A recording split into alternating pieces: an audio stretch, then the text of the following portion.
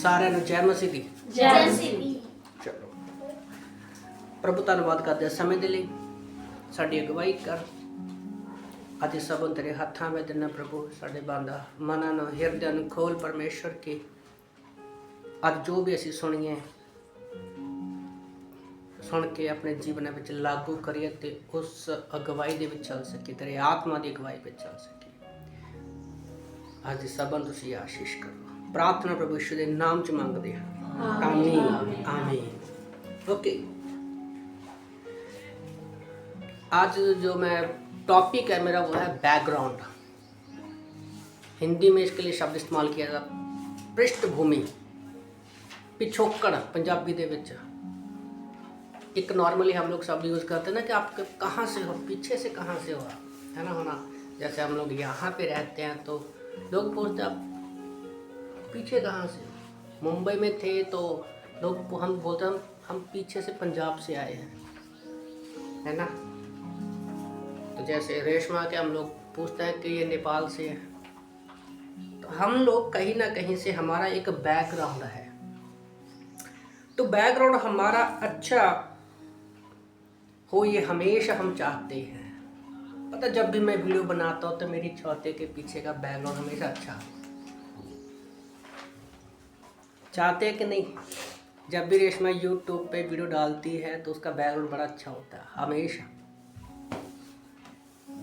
कभी कभी खेतों में वादियों में घूमते हैं ये दोनों हस्बैंड वाइफ तो भी अच्छा होता है। मतलब जस्ट एक एग्जांपल, मेरी वीडियोज़ है, कभी समुद्र के किनारे पीछे समुद्र का व्यू दिखता है, जंगल का व्यू दिखता है, पहाड़ों का व्यू दिखता है, रेगिस्तान का व्यू दिखता है, कभी कभी ऊंची ऊंची बिल्डिंगों का व्यू दिखता है, खेतों का व्यू दिखता है, पीछे का बैकग्राउंड।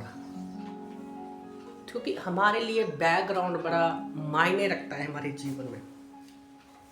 और आपको पता है हमारा बैकग्राउंड कभी कभी हमारा फ्यूचर भी तय करता है, ठीक है। और एक चीज ये है कि अगर आपका संसार में बैकग्राउंड कोई भी हो वो कभी भी अच्छा नहीं हो सकता। पर मसीह में हमारा बैकग्राउंड क्या है ये हमें पता होना चाहिए। ये एक शब्द मेरे मन में काफ़ी समय से घूम रहा था, बैकग्राउंड। बैकग्राउंड क्या है? फर्स्ट टाइम ज़िंदगी में पहली बार मैं बैकग्राउंड के ऊपर ये बात करने वाला हूँ। एक फिल्म का मैंने एक यूट्यूब पे वो देखा था। एक हीरो होता है, उसको जब भी बैकग्राउंड के बारे में पूछा जाता है वो हमेशा मारता है। एक छोटी सी वीडियो क्लिप देखी जो प्रॉपर याद नहीं है कि उसका बैकग्राउंड के बारे में क्या था।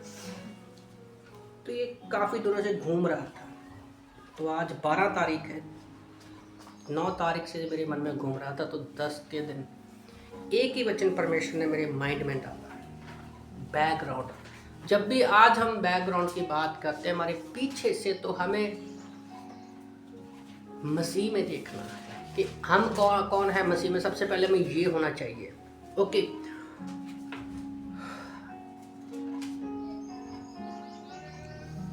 कोई भी पढ़ सकता है इस यशाया की किताब अध्याय 30 वचन 21, कोई भी पढ़ सकता है, यहाँ से भी पढ़ सकता है। जब कभी तुम दाहिनी या बाईं ओर मुड़ने लगो तब तुम्हारे पीछे से ये वचन तुम्हारे कानों में पड़ेगा, मार्ग यही है, इस पर चलो।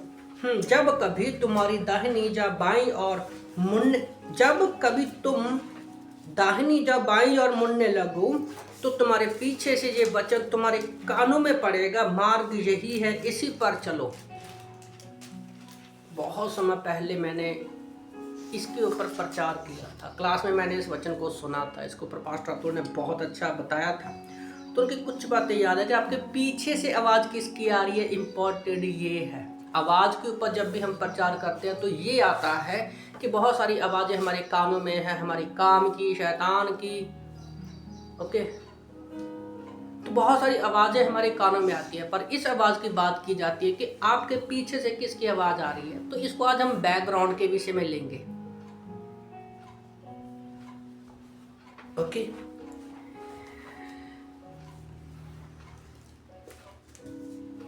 और कभी कभी होता है ना कि अगर हमने बीते समय में कुछ गलत किया हो तो उसका डर हमें प्रेजेंट में रहता है, और फ्यूचर के बारे में सोच के हम कभी कभी डर जाते हैं, घबरा जाते हैं। होता है ना, कभी कभी गलती करते हैं हम लोग तो हमारे मन में एक ऐसा होता है, यार मैंने ये गलती कर दी है, अब आज पता नहीं मेरा क्या होगा, कल पता नहीं क्या होगा। जैसे मैंने पहले पॉइंट में बोला था ना कि कभी कभी हमारा बैकग्राउंड, हमारा बीता हुआ समय हमारा फ्यूचर तय करता है। और संसार में तो एक चीज़ है कि जैसा आप करोगे वही आपको मिलेगा। पर कभी कभी होता है कि आप संसार में अच्छा करते हो पर आपको अच्छा ही मिले, ये पॉसिबल नहीं है। पर जब हम मसीह में आते हैं तो पता है सबसे पहले परमेश्वर हमारा क्या करता है। सबसे पहले हम सोचते हैं हमारे पापों को क्षमा कर दिया है, अच्छी बात है। तो एक्चुअल में वो हमारा जितना भी पीछे के कदम होते हैं ना, जो भी है सब को खत्म कर देता है। वो हमारे बैकग्राउंड को, हमारे पापों को नहीं देखता। कभी कभी होता है ना, हम अपनी गलतियों में, पापों में, गुनाहों में जीते हैं, हम नहीं छोड़ते, पर कुछ लोग हमारे बैकग्राउंड को देखते नहीं है। जब मैं मुंबई में गया तो बड़ी तकलीफों परेशानियों में था, यहाँ पर पंजाब में, पर वहाँ जाकर मैं अपने ही वही पुराने घर की परेशानियाँ, जॉब की समस्या, परेशानियाँ, तकलीफ़ों का, बीमारियों का रोना धोना धो रहा था। पर मुंबई के लोगों की एक बात मुझे अच्छी लगी कि उन्होंने कभी भी मैं पीछे क्या करता था, क्या हुआ, कभी नहीं पूछा। उन्होंने एक बात बोलते कि आपका यीशु मसीह ने सारे पापों को क्षमा कर दिया है।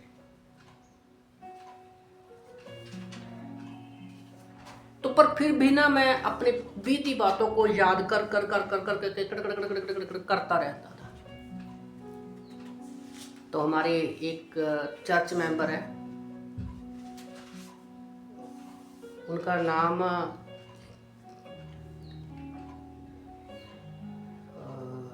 की होता नाम जड़ा वो पक्के रंग दा वा, हाँ। तो वहाँ पर एक चर्च मेंबर है राजन। वो भी एक बंदा ऐसा समय था कि उसके ऊपर बहुत कर्जा था।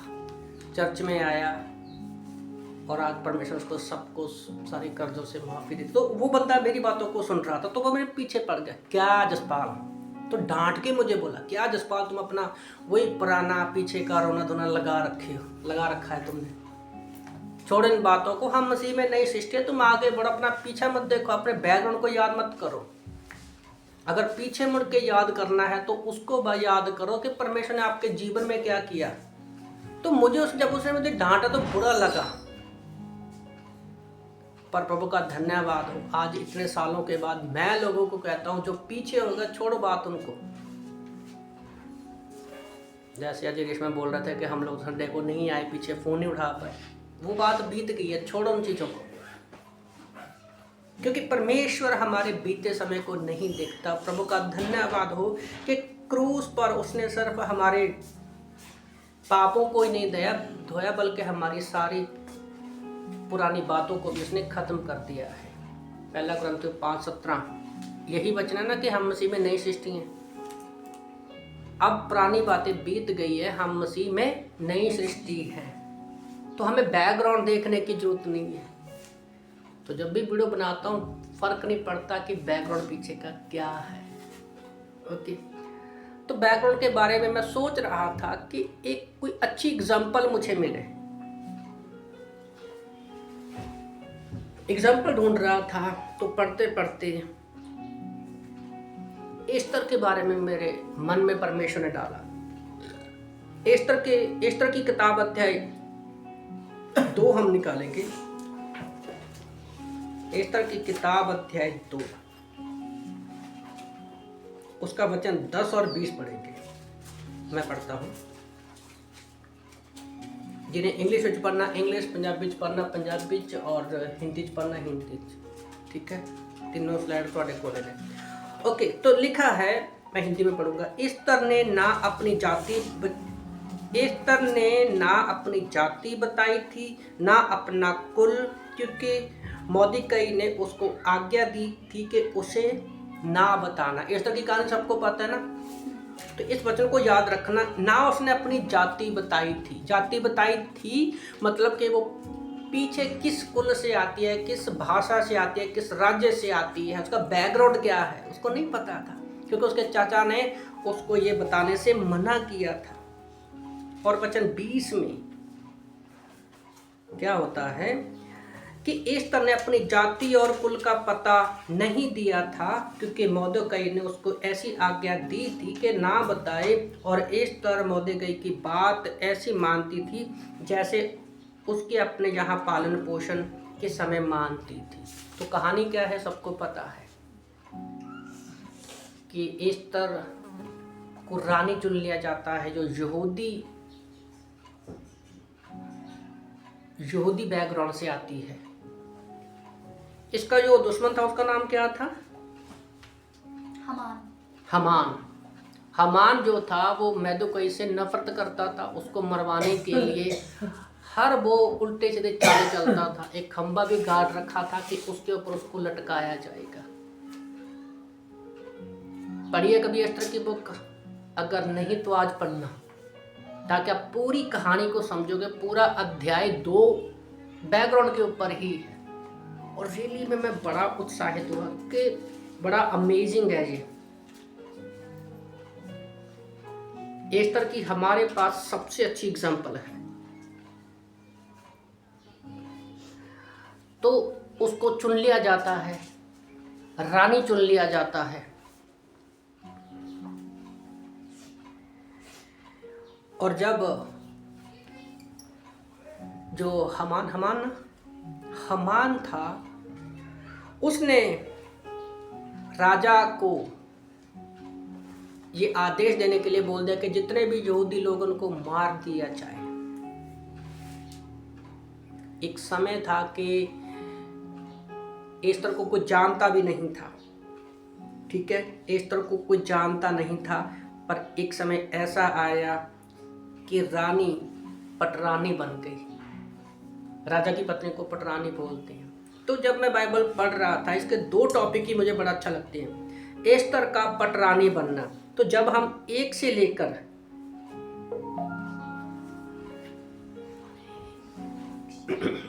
लेकर वचन 18 तक पढ़ते हैं, तो उसमें ये बता रखा है कि वो कैसे पटरानी बनी,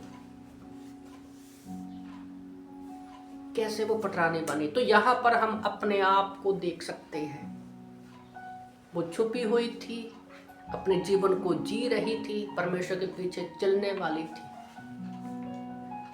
तो ये एक तरह से एक हमारा चित्र है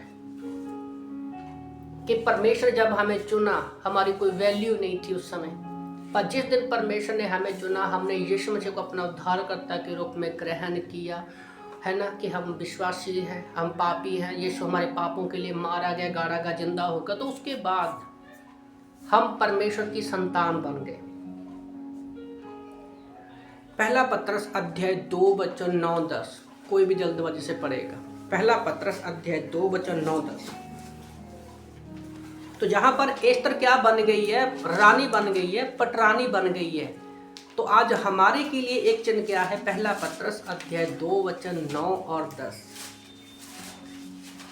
1 पीटर चैप्टर 2 वर्स 9 and 10। सिमरन पढ़। If this is so, then the Lord knows how to rescue the godly from trials and to hold the unrighteous for punishment on the day of judgment. This is especially true of those who follow the corrupt desire of the flesh and desire authority. वचन 9 क्या कहता है? पर तुम अब चुना हुआ वंश, जब हम यीशु मसीह पर विश्वास करते तो अब हम क्या है? चुना हुआ वंश है, राज पदधारी है, हम याजकों का समाज है, हम पवित्र लोग हैं, परमेश्वर की निज प्रजा है। इसलिए जिसने तुम्हें अंधकार में अपनी अद्भुत ज्योति के लिए बुलाया है, उसके गुणों को प्रकट करो। पहला पत्रस अध्याय 2 वचन 9, स्क्रीन पर भी पढ़ सकते हो। तो यहाँ पर देखो एस्तर कहाँ कितनी मैच कर रही है। तो एस्तर को चुना था कि वो परमेश्वर की योजना में थी कि एक समय आएगा जब उसको अंधकार आएगा तो हम लोगों के बीच में एक रोशनी बनेगी।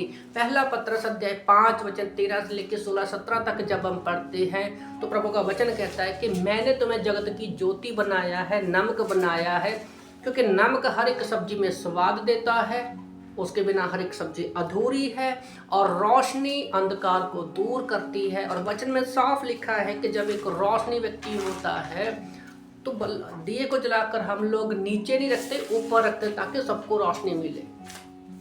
तो हमें भी परमेश्वर ने चुना है एक खास समय के लिए कि एक समय आएगा जब अंधकार में परमेश्वर हमें इस्तेमाल करेगा। कभी कभी हमें ऐसा लगता है ना कि हम तो मसीह में आ गए, 15 साल से 20 साल से हम लोग इस्तेमाल ही नहीं हो रहे, यूज ही नहीं हो रहे। ऐसा नहीं है, प्रभु एक समय आएगा जब वो आपको इस्तेमाल करेगा। तो एस्तर की लाइफ में भी हम लोग वही देखते हैं। तो वो पटरानी बन गई क्योंकि सबसे सुंदर समय उसी समय थी, वो अच्छी जिंदगी जी रही थी। और जब मोर्दकै राजा,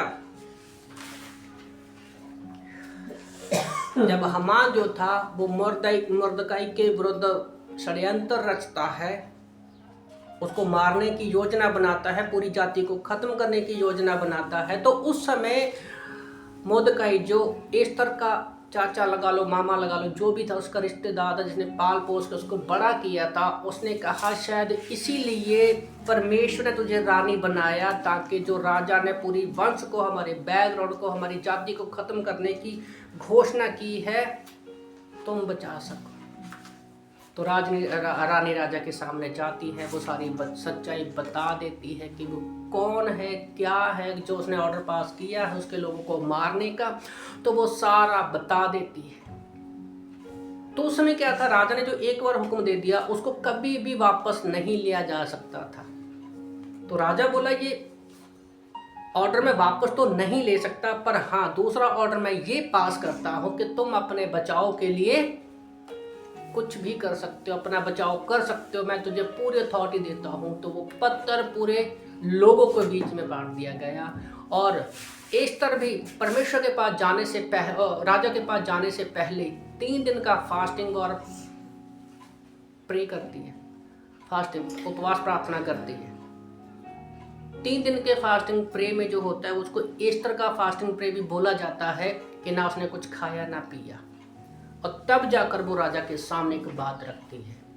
तो एस्तर के जीवन से हमें भी पहला थेसलोनिया अध्याय 5 निकालेंगे हम। परमेश्वर ने कहा है ना कि लगातार प्रार्थना करते रहो। क्यों? एक हम एस्तर के जीवन से देखेंगे। पहला थेसलोनिया अध्याय 5 वचन 17 होना चाहिए। हाँ, पहला थेसलोनिया अध्याय 5 वचन 17 में लिखा है, निरंतर प्रार्थना में लगे रहो। वो रानी बन गई, हम भी पहला पत्रस 2:9-10 के अनुसार राजा याजक बन गए, वंश बन गए, पर अभी हमारा यूज करने का समय नहीं है। तो उस समय में क्या करना है? निरंतर प्रार्थना करने को पौलुस भी बोलता है। तो हमें विश्वासों का सबसे बड़ा हमारे जीवन में क्या है? 2 चीज़ें करनी है हमें मेनली, बाइबल पढ़नी और प्रार्थना करनी है, भले हम कोई तीसरा काम करें या ना कर पाए। तो हम देखते हैं कि उसने उपवास और प्रार्थना शुरू किया, और जब वो राजा के सामने गई तो परमेश्वर ने राजा के मन को बदल दिया, और जो उसने पहली आज्ञा दी थी हामान के कहने, हामान इसी का ना, हामान के कहने पर कि तुम यहूदियों को ख़त्म कर दो, तो दूसरी आज्ञा प्रे और प्रार्थना लेकर जब एस्तर राजा के सामने गई तो उसने उसको बचाने के लिए कहा को तो तुम अपना बचाव कर सकते हो। और परमेश्वर ने इस युद्ध में उनको जीत दी। बताना क्या चाहता हूं, बैकग्राउंड का मतलब क्या है कि हमें पता होना चाहिए हमारे पीछे कौन है। जैसे स्टार्टिंग में हमने वचन पढ़ा था यशाया की किताब अध्याय 30 वचन 21 में कि जब तुम दाहिनी या बाहिनी और मुड़ने लगो, कहने का मतलब जब हम अपनी परेशानियों में, चिंताओं में, शैतान की आवाज़ों में, अपनी आवाज़ों में, संसार की आवाज़ों में भटकने लगे, इधर उधर देखने लगे, तो हमें एक ध्यान देना है। तो पीछे से तुम्हारे कानों में वो वचन पड़ेगा। कानों में वचन तब ही पड़ेगा जब हम वचन में, प्रार्थना में है, संगति में है, चर्च में है, एक अगुए की अधीनता में बने हुए हैं। तो वो बोलेगा मार्ग यही है, इसी पर चलो। कभी कभी मैं भी हो जाता हूं कि मैं कर क्या रहा हूं यहाँ पर। तो हमें परमेश्वर ने हम परमेश्वर के तर्कश का वो खास तीर है जो खास समय पर निकाला जाता है। ऐसा नहीं है कि परमेश्वर ने आपको चुन लिया और आपका इस्तेमाल नहीं करेगा। अगर आप इस्तेमाल होने के लिए तैयार होना तो परमेश्वर आपको इस्तेमाल करेगा। फर्क नहीं पड़ता वो आपको बड़े काम के लिए इस्तेमाल करता है या छोटी चीज के लिए इस्तेमाल करता है, पर परमेश्वर आपको इस्तेमाल करेगा जरूर। तो पीछे का जो संसार में हमारा बैकग्राउंड क्या था उसको आप भूल जाइए। हमें मसीह में हमारा बैकग्राउंड क्या है, हमारे पीछे किसकी आवाज है? परमेश्वर की आवाज है। पता ना इजरायली लोगों की अगुवाई कौन करता था? परमेश्वर। आगे दिन में खंबे के रूप में अगुवाई करता था और रात को आग के खंबे के रूप में। परमेश्वर ने हमेशा हमारी अगुवाई की। तो आज वो इफिसियों की किताब अध्याय 1:13 के अनुसार हमारे अंदर हमेशा के लिए मौजूद है। इफिसियों की किताब अध्याय 4:30-31 के अनुसार वो हमारे अंदर रहता है। वो शोकित होता है जब हम प्रार्थना नहीं करते। तो इस तरह के जीवन से हमने ये देखा कि उसका बैकग्राउंड पता नहीं था, पर परमेश्वर ने उसको खास समय के लिए रखा था कि उसको इस्तेमाल करेगा। ओके, तो वो इजरायली थी, बहुत कम लोग थे उस समय। तो आज हो सकता है हम भी कम हैं, पर सोचो एक लेडी के द्वारा, एक स्त्री के द्वारा जो वचन प्रार्थना में थी, परमेश्वर ने एक झटके में पूरे वंश को, कुल को, जाति को उसके एक के द्वारा बचा लिया। तो आप यहाँ पर हो, परमेश्वर ने आपको यहाँ पर रखा है आसपास के लोगों के लिए। कोई बाहर से आके प्रचार नहीं करेगा।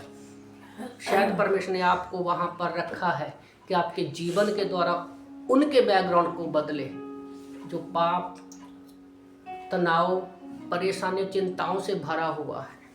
ओके, तो एक चीज़ बैकग्राउंड याद रखो, वीडियो बनाते पीछे का बैकग्राउंड अच्छा है नहीं है, डज नॉट मैटर। पर जब आप अपने जीवन में तकलीफ़ों, परेशानियों में देखो तो आपको बैकग्राउंड में याद रखना है कि परमेश्वर आपको पीछे से आवाज़ देगा, दाएं बाएं मत मोड़, रास्ते में चल। पिछले हफ्ते मेरा भांजा आया था तो उसको छोड़ने के लिए जा रहा था, तो रास्ते में सिमन को मैंने बाइक दे दी। मैंने कहा तू बाइक चला, सीधा रोड था। तो ये कभी क्लच को देखती, कभी रेस को, कभी गियर डालने के चक्कर में नीचे देखती। तो मैंने एक ही चीज़ बोली, बस तू सीधा ध्यान रख। इम्पोर्टेंट है ना सामने, तो आप बाइक चला रहे हो, इधर तो देख रहे हो तो ठोकेगा ना सामने से गाड़ी। तो हमें बस सीधा देखना है। मैंने कहा तू टेंशन मत ले, मैं तेरे पीछे बैठा हूँ, गियर की रेस की चिंता मत कर, तो खाली सीधा रख और हैंडल संभालना सीख। ओके, तो इसलिए हमारा बैकग्राउंड कौन है? हमारा बैकग्राउंड कौन है? यीशु मसीह है। ओके, पवित्र आत्मा हमारी अगुवाई करता है। ओके, हमारे संभालने में वचन हमारी क्या है? वो गाड़ी है, वो हमारी अगुवाई करता है। ओके, आइए प्रार्थना करते हैं। प्रभु धन्यवाद करते समय के लिए। प्रभु प्रार्थना करते हैं जैसे हमने वचन में सुना, प्रभु हमारे आगे पीछे ऊपर नीचे प्रभु आप हो, हमारे आप अंदर हो परमेश्वर। धन्यवाद प्रभु, आपने हमारे पीछे के सारे पापों को, गुनाहों को क्रूस पर खत्म कर दिया है। हम इस तक की तरह प्रभु चल सके। प्रभु हमारी मदद करो, सहायता करो कि हम वचन प्रार्थना में बढ़े प्रभु, और हमारे जीवनों से परमेश्वर आपकी महिमा हो। जितने भी लोग बैठे हुए मैसेज को सुन रहे हैं प्रभु, उन सबको आप आशीष करना। प्रार्थना प्रभु यीशु के नाम से मांगते हैं, आमीन आमीन।